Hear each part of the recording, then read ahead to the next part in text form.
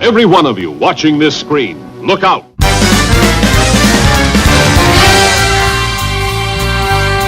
Anything can happen in the next half hour.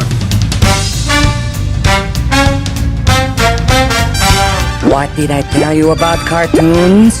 They've got a lot of brains, and they've got a lot of chutzpah. Tell me how comic books make you feel, Dave. Surely you can't be serious.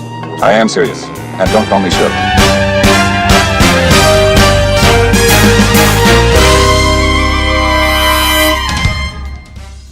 Hello, and welcome to ToonTalk.Show. I'm Franz Cantor, a cartoonist, illustrator, and Toon Talker, and I'm here with Sylvester. No, and over Sylvester's shoulder.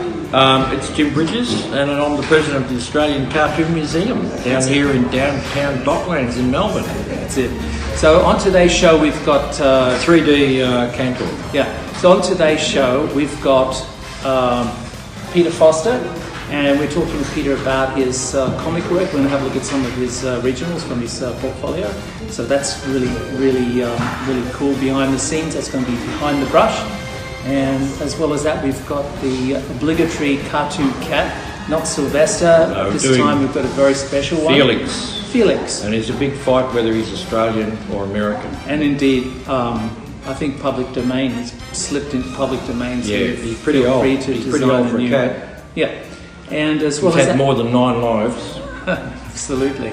So apart from that, we've got the we've got the Challenge Arena, and we're going to be doing something really special for the Challenge Arena. Something that I can't wait to get started. The ugliest woman in the world? Yeah, won't say any more. We're going to surprise you. That's a hint. That's it.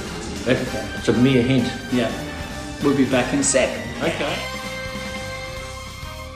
Okay, we're back. Listen, don't forget to subscribe to our channel, ToonTalk.Show. And it's very important because you need to support the Australian Cartoon Museum and keep the shows going.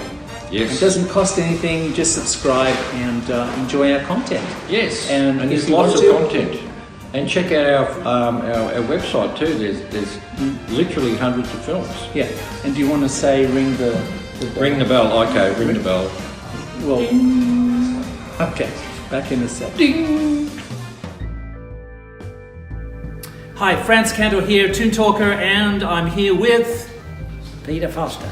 Right, and we're going to be talking about Ballantine, which is his seminal work, his comic strip, and all things Peter Foster in a second. So, Peter, we're going to have a talk. We're going to have a talk about this. This is an unpublished page of something that is probably more in line with Mad Magazine. Yes. And you've got here the Ghost Who Limps, so it's kind of a mad send-up or mad style send-up of the Phantom. Yeah, and also a country practice which was a very much popular, loved. Yeah. So you can see these characters in there in the country hospital. Yes. Yes. So yeah, great. Actually, these are characters from the show. Some of them. They look like characters from the show. Yes, they it's are. A little bit of a nice... not that I'm a great caricaturist, not like you and some of the other guys like forever. Yeah, I can recognise them though. That's the main thing. But the combination of a comic strip and a TV series, gave room and opportunity for having some pretty mad things. There's the Wombat from the show. Yeah, the Wandering Valley instead of Wandering Valley. Yeah.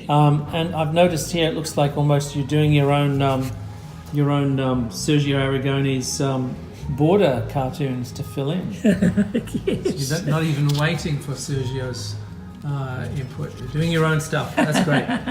All right, so these are some of the again, these are unpublished, right? But these are pages. Just to give you an idea, these are roughly about A2. Bigger than A3, so they're bigger than A3. They're quite a nice style. What do you work in, Pete? What's your... My original way of doing things was to draw on bond paper with pencil and then use a light box and put the finished art paper over the top and ink. Trace over it, ink, clean up. Yes, that's right. And that way, and because my pencil drawings were pretty accurate from the start, there were hardly any pace, I didn't have to go back with the process white to get rid of mistakes and stuff like that. Because it came out very nicely. So but this then is after a while, what paper? This is Strathmore or something, or what is this? Illustration paper. Press. No, it's a fine. It's what was it called? A fine art paper. It was just called art paper, I think. Right. Yeah, I think they. But this wasn't traced. So it would be. They call this a ceramic finish. Because it takes a hard pen scratch line. Yes, without breaking. That's right. Without breaking the papers, it's got a hard. Indeed, and I can push on the pen to get a thin to thick line. Thin to thin in the one stroke. Exactly. So, am I right in assuming that you use predominantly pen for this work, or is it brush? I started off with pen, but I came back with the brush. With the brush, because I wanted to make some lines. So all these feathered cross hatchings, they're all pen. Yeah, they're all pen, and for the heavy blacks are all done with the brush, of course. Yes, and these beautiful that's right. folds, the fill-ins, they're all brush. Yep. Now underneath, I've noticed, like an animator, and like myself, I use blue pencil. Yeah, underneath. this was the next stage that I got into when I thought this is dumb using a light box, Yeah. I was double the work. Yeah. So I thought, right, straight on, we'll use the blue pencil process. Yeah. Wow. Trouble is, when you did a beautiful photocopy of it, all the blue pencil lines that weren't supposed to be picked up got picked up and ruined the photocopy. Yeah, exactly. So then, in the long run, I thought, no. And of course, now with Photoshop, it's very easy to drop it out in channels. Yes. Yeah. Look at this. You must have enjoyed this. This is like Eisner. I thoroughly enjoyed doing this. This is like Eisner. Coming up with stupid names for the unions. Yeah. I love making up names for characters. Yeah. What's his name? Oh, he's Salmon. Salmon. Yeah. And that's Detective what we're talking John about. Salmon. Yeah, Detective John Salmon. Yeah. Story and art. Peter Foster. So you wrote this. This is, I wrote it, yeah, but this is not like a writer should do. In other words, I just started like this and it kept on building it throughout the drawing kind of thing. Yep. And there's no plot to it. Yep. I have no idea what it was going to end up as, which a proper storyteller wouldn't do. Right, of course. Yeah, but it's one way, because you're a visual storyteller. You tell a story differently. Yeah, that's right. Now, your shadows again, mate. This is very, very interesting to me because I'm looking at this and I'm reading a lot of EC horror comics. Really? Yeah. Because see how the starkness of those expressions with the shadows. The chiaroscuro. Yeah, the chiaroscuro, yes. Yeah. So if you guys love film noir and chiaroscuro. Yes, and Caravaggio. Caravaggio's paintings. Yes, beautiful. his paintings were... Yeah, a whole scene lit by one candle, he which was you the can't first see. to do it, really, wasn't he? Yes. Extremely, very, very dramatic. Very, very dramatic. And characters. I love to make characters. Yeah.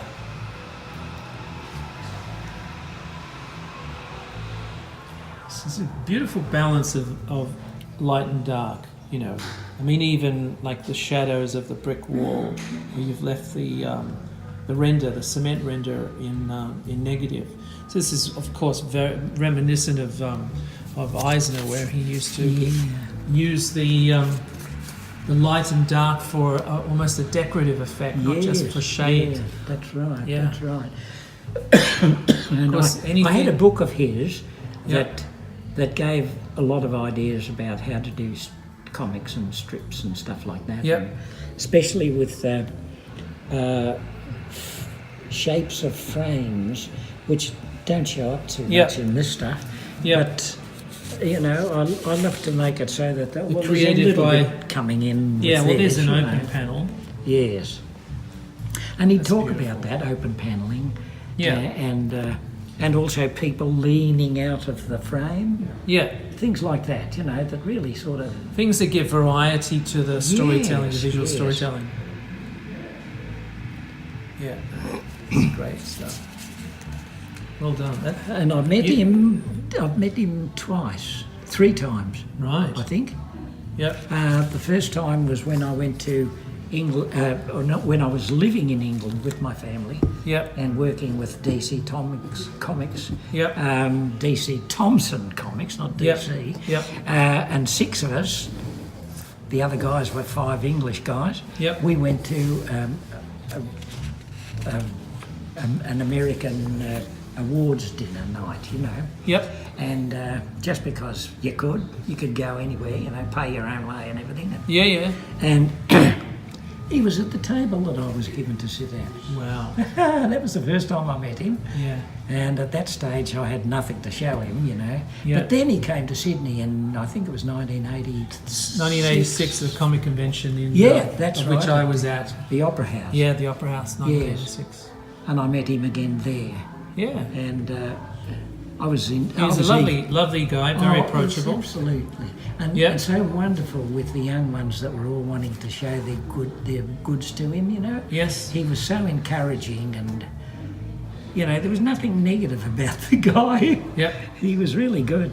So if you have a look at the backgrounds here, I've noticed you use a combination of actual sets with a very small level of perspective, but also still correct. But then you start to use patterns, which are not solid colors. They're just like almost like dark half-tone patterns, very close hatching there, just to give contrast to the hair and make the characters pop out more.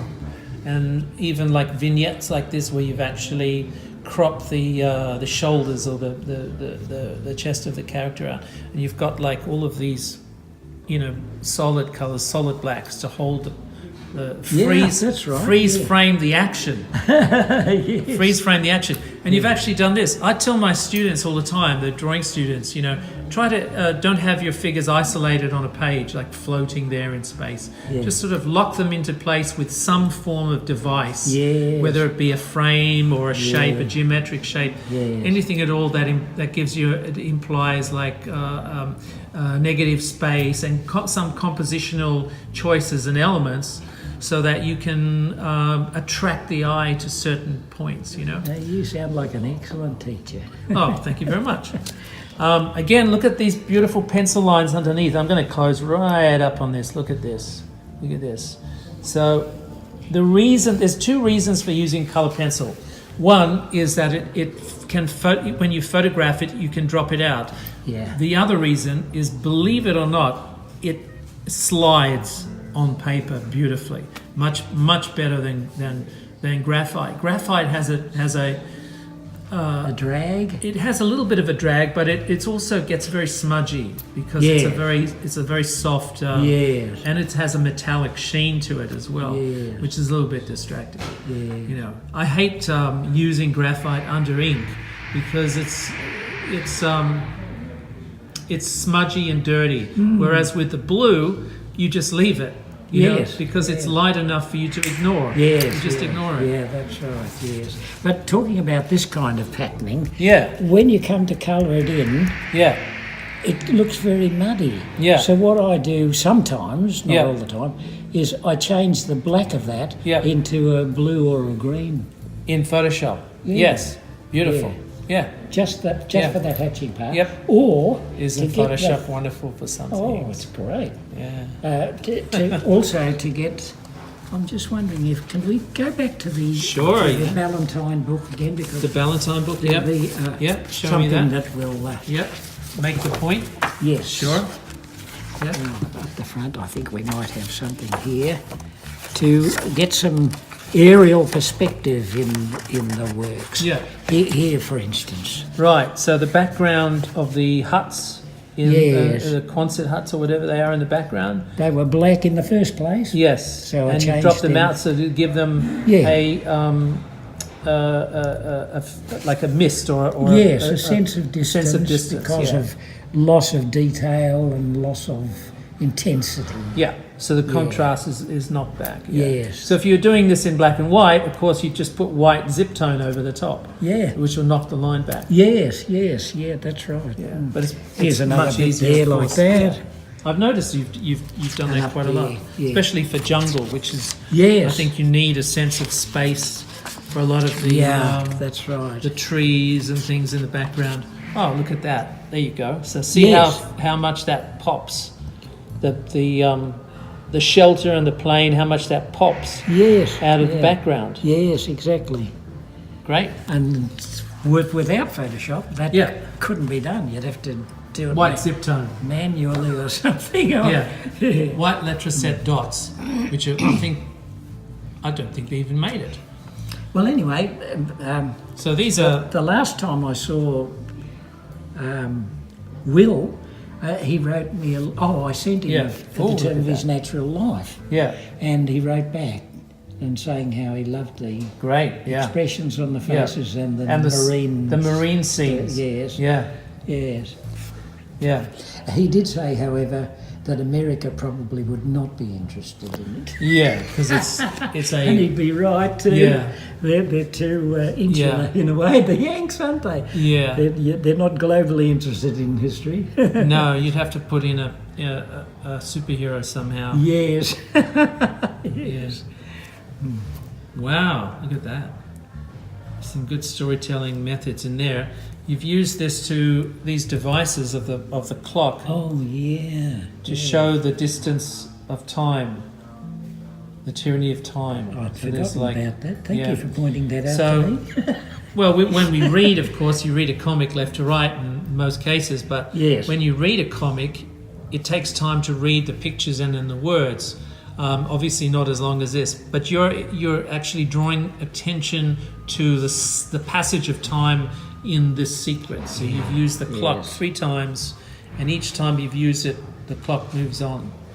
So you can see just how long this drama is playing out for. Very good. Very exciting. Wow. And these are totally unpublished. So are you going to publish this story? No, or it'd have to be finished. have to be finished. So how Yes. far away is it being finished? A long way. Oh, More probably. things have to be done to it. I think another. Look at that beautiful rendering of the 15 or 20 underside pages. of that ship.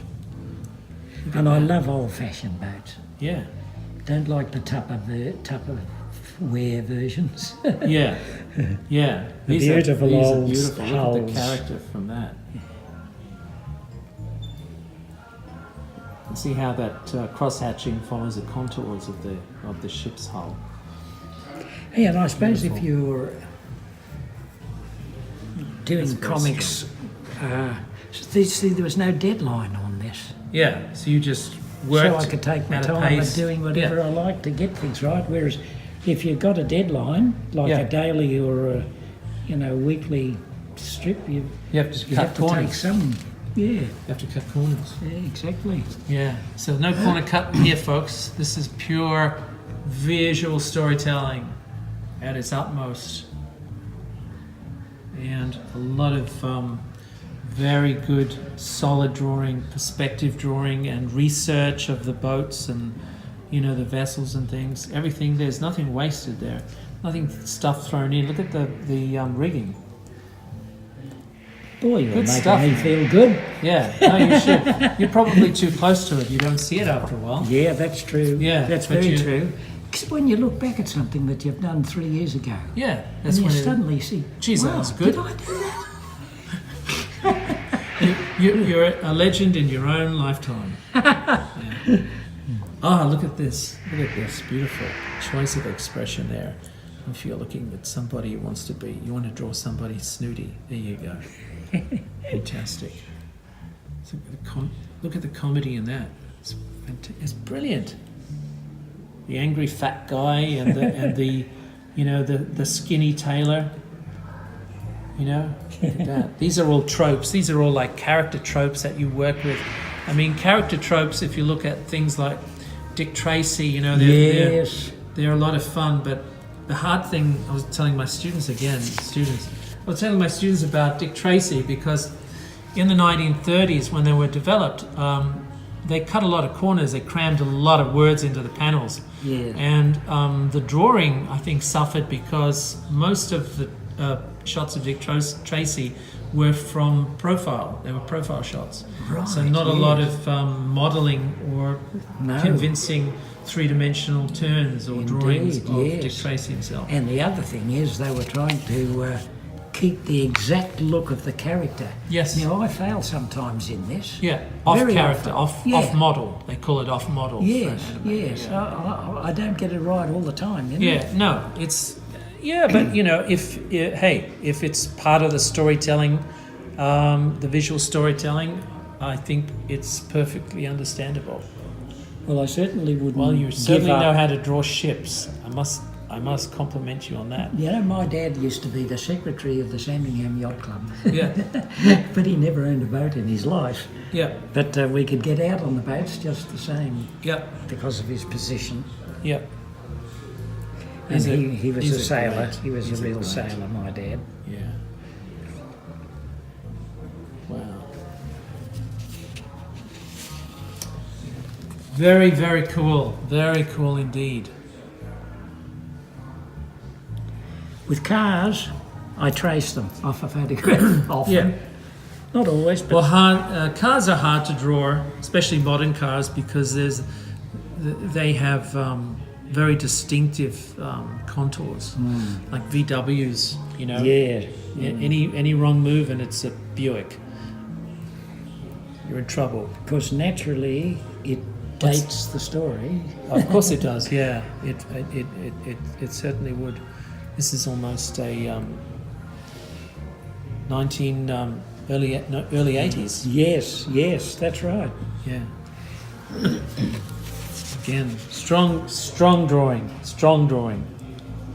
Good decisions with white and dark and amount of shadow, and you know, even with metallic surfaces, you know, the cross hatching and things. That's a popular decision, isn't it? With the cross hatching, and you've got this middle area which is strongly drawn to accentuate the roughness of the material itself. Some great stuff. Wow. Very, very cool. Very cool. Good characterization again. Here we go. Look at that. A down shot looking over the shoulder.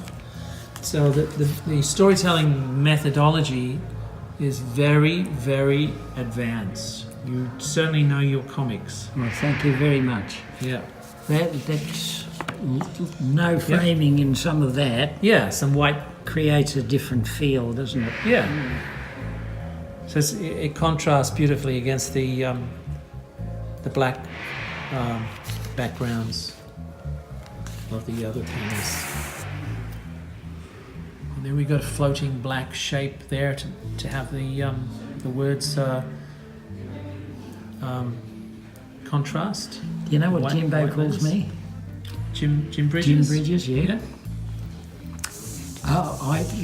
He said originally he said I'm a black and white man, a real black and white man. Black and white art, yeah. And Yep. I said to him one day, I think I'm a black and black man actually. Black and black, yeah, yeah.